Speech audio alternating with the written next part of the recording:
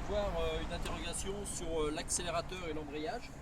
Donc sur l'accélérateur, ce qu'il faut faire, vous bougez votre accélérateur de gauche à droite, comme ça, pour dire qu'il y a un bon jeu latéral, qu'il y a un bon retour, il n'y a pas de problème. Donc jeu latéral, bon retour. Au niveau de mon embrayage, je vais dire que j'ai besoin d'une garde d'embrayage de 3 à 5 mm. Je dois contrôler le câble, voir s'il n'est pas effiloché de cette partie ici. Et pareil, je contrôle le câble sur cette partie ici pour voir s'il n'est pas effiloché. Donc c'était accélérateur, embrayage. S'il y a mise en marche du moteur, alors mise en marche du moteur, donc on met le contact. Une fois qu'on a mis le contact, on dit bien qu'on attend, ça c'est important, que tous les voyants rouges sont bien éteints. Il me reste simplement le neutre, le point mort et l'ABS. Je mets mon moteur en marche. J'ai aucun voyant rouge qui apparaît, donc c'est toujours pareil. J'ai le neutre et l'ABS, donc c'est tout à fait bien. J'utilise mon coupe-circuit, il fonctionne bien. Toujours pas de voyant rouge, je coupe tout. Donc insistez bien sur les voyants rouges. Si vous tombez sur le klaxon et les rétros, donc vous mettez le contact, simplement le contact. On teste le klaxon. On parle des deux rétros qui sont bien fixés, ils sont propres et la vitre n'est pas cassée. C'est tout ce que vous avez à dire.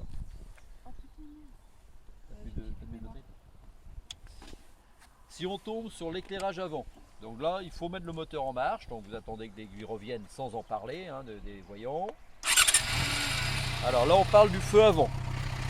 Donc on va contrôler trois choses: l'état, la propreté et le fonctionnement. Alors l'état, est-ce qu'il est cassé ou pas cassé? Est-ce qu'il est propre, est-ce qu'il est sale? Et est-ce qu'il fonctionne ou pas? Donc il est propre, pas cassé, en bon état. Le feu de position est là. Le feu de croisement est ici. Je mets mon feu de route. Mon feu de route fonctionne. Et je peux constater que j'ai le voyant bleu qui s'allume sur le tableau de bord. D'accord? Si vous tombez sur l'éclairage arrière, donc pareil, mise en marche du moteur, donc éclairage arrière et frein. Donc le feu est propre, en bon état, pas cassé, il éclaire bien. Mon feu de plaque est propre, pas cassé, il éclaire bien. Mon catadiote est présent, il est propre.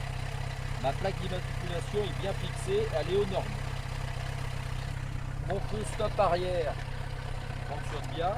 Mon feu stop avant fonctionne bien. Si vous tombez sur le niveau d'huile, alors on va lui dire qu'on va mettre la moto sur un terrain plat. C'est important, tous les niveaux ça sera un terrain plat.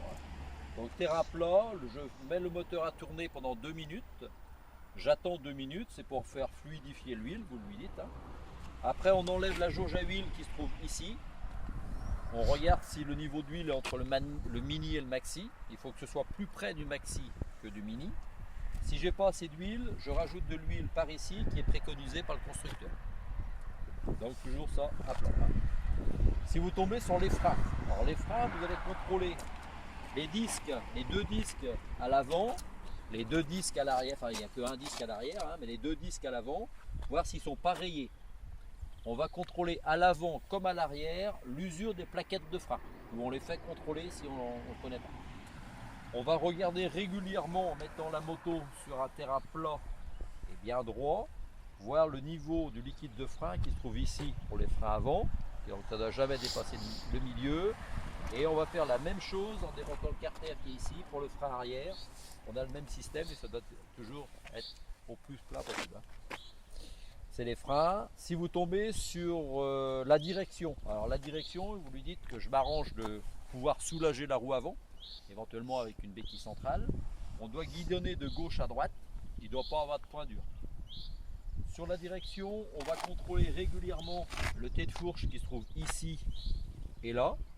Et de l'autre côté, pareil, le T de fourche supérieur, inférieur. Vous montrez bien les 4 T de fourche. Si vous tombez sur la suspension, donc vous mettez la moto droite, on freine du frein avant. Pas de problème, il n'y a pas de bruit anormaux. L'arrière, pareil, il y a une bonne souplesse.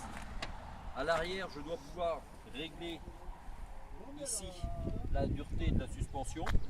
Si je modifie la suspension, je dois régler mon phare, l'inclinaison du phare. Et pour l'avant, je dois contrôler, voir si j'ai pas de fuite au niveau du joint spi. Si vous tombez sur les pneumatiques, donc on va contrôler visuellement la pression du pneu en appuyant dessus, toujours faire ça à froid. Si on a un manomètre, c'est mieux. On va contrôler, voir s'il n'y a pas de corps étranger sur la bande de roulement, si le pneu n'est pas rendu au son témoin d'usure. Et on va regarder de chaque côté, voir s'il n'y a pas de déchirure ou de boursouflure au niveau des pneus. Voilà. Les clignotants, donc les clignotants, on met le contact. On met le clignotant par exemple à gauche, on regarde si le clignotant avant gauche est propre, pas cassé, en bon état. L'avant droit, propre, pas cassé, en bon état. L'arrière, propre, pas cassé, en bon état, il fonctionne. Et de l'autre côté, propre, pas cassé, en bon état, il fonctionne. Donc c'est toujours état, propreté, fonctionnement au niveau des pneus. Si vous tombez sur la chaîne. Alors la chaîne, bon, vous me dites, ce qu'on doit faire sur cette moto, comme c'est une transmission à chaîne, de graisser régulièrement la chaîne doit être graissée. On va regarder la flèche de la chaîne, donc ça doit être à peu près entre 3 et 5 cm. Si la flèche, si vous avez trop de flèches ou pas assez, vous devez dévisser l'axe de roue qui est là, et après on joue sur les deux tenders de chaîne qui se trouvent de chaque côté. Donc si vous faites un tour sur la droite, ici pareil, un tour à droite. Une fois qu'on a trouvé la bonne tension, on va resserrer cet écrou là en faisant bien attention si on est au troisième cran ici, que de l'autre côté de la roue doit être aussi au troisième cran pour pouvoir que la roue soit bien fixée, bien droite et pas de travers. Voilà.